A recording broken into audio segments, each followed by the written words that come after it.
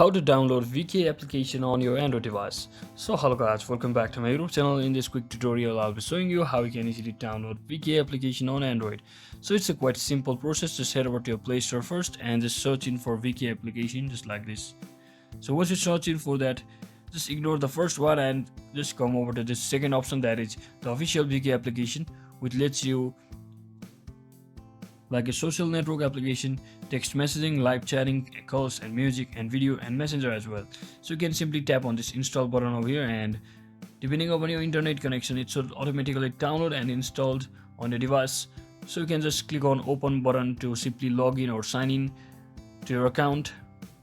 So once it gets installed, just tap on this open button just like this, and it will take you to the app's interface, and now you can simply enter your phone number or email to sign in with your account. And if you want to create a business page, you can also click on this create a business page from over here as well. So I hope this video was helpful guys. If it was, don't forget to like and subscribe to the channel. See you on the next one.